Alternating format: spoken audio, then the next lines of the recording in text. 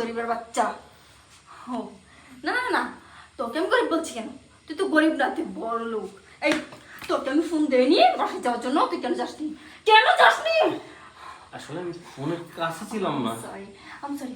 তুমি কষ্ট পেয়েছো আমার ব্যবহারে? তুমি কষ্ট পেয়েছো? এই যে দেখো দেখো, আমি আমাকে মানলাম, তুমি কষ্ট পাবে না, ঠিক আছে? এই এই তুই আমাকে ভালোবাসিস না? তোকে বলিনি আমার বাসায় বিয়ে ঠিক করেছি, তুই কেন যাসনি? কেন যাসনি? যাসনি কেন বল? এই আমি সরি, আমি তোমাকে হার্ট করতে চাই না, আমি তোমাকে হার্ট করতে চাই না। আমি সরি বেবি, শোনো না, আমার কথাটা বোঝার চেষ্টা করো। আমি তোমাকে অনেক অনেক বেশি ভালোবাসি।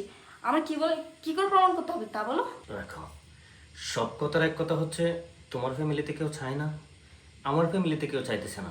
আর দুইটা ফ্যামিলি যেহেতু চাইতেছে না, তোমাকে আমি বিয়ে করে আমাদের জীবন কি সুখ হবে? সুখী হতে পারবো আমরা? তো চাই না সরি, ব্যথা লেগেছে। আমি সরি, আমি নিজেকে কন্ট্রোল করতে পারছি না। কেন ওরা চায় না? তোমার ফ্যামিলি কেউ চায় না, আমার ফ্যামিলি কেউ চায় না, কেন আমি চাই? আমি তোমাকে চাই, তুমি আমাকে চাও না? কি বলবো আর? তুমি আমাকে, আমার যা যা ছিল, আমি যা পেরেছি তোমাকে সব দিয়েছি। আমার দেহ থেকে, মন থেকে, যৌবন থেকে, অঙ্গ লীলা সব কিছু তোমাকে দিয়েছি। আর আজকে তোমার ফ্যামিলি চাই না, আমার ফ্যামিলি চাই না, সেটা বলে তুমি ছুটে যেতে চাচ্ছ? কেন কেন কেন? আমাকে ভালো লাগে না? সব শেষ, সব ফিনিশ দিয়ে ফেলেছো? হ্যাঁ, আমি আমি আমি আমি আমি আমি পাগল না, আমি ভালো মানুষ। সো আমি তোমার জন্য পাগলামি করি। আমি তোমাকে চাই বিদায়, আমি তোমাকে চাই মানে চাই। তোমার ফ্যামিলিও জানো, জানো আমার ফ্যামিলিও জানো, আমি শুধু তোমাকেই চাই। চল বিয়ে করবো, এক্ষণের ভিতরে চলো বিয়ে করবো। কি ভাবছো? পাগলামি করার জায়গা এটা? এটা একটা ভদ্রলোকের বাড়ি, আর এটা আমার বাড়ি। আমার বাড়িতে আইসা পাগলামি করতেছো আর ভাবতেছো যে তুমি একটা কিছু হয়ে গেছো। না, ভদ্রতা দেখাইতেছে এখনো তোমার সাথে, ঠিক আছে? তুমি একটা মেয়ে মানুষ, যদি তুমি এতটা লাউট হতে পারো, আমি পুরুষ, আমি একটা পুরুষ মানুষ, আমি কতটা লাউট হতে পারি? কিন্তু নীরবে নিভৃতে সবকিছু শুনছিলাম। কেন শুনতেছিলাম?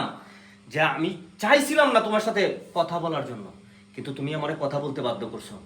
তোমার মতো একটা মেয়ে আমার এসা জারি দিবা, আমার কলারে ধরবা, আমার গায়ে হাত তুলবা, আর এটা আমি মাইনা নিমু? অসম্ভব। এক্ষণ বেরিয়ে যাও আমার বাড়ি থেকে, এক্ষণ বেরিয়ে যাও। কি ভাবছো তুমি? গাঁট ধরে ধাক্কা দেওয়ার আগে বেরিয়ে যাও। হ্যাঁ আমি যাচ্ছি, তবে তোর এরকম একটা দিন আসবে আমার মতো তুইও পস্তাবি, তুইও কাঁদবি। আরে দৌড় যাও, তুইও কাঁদবি। বেয়াদব কথাকার।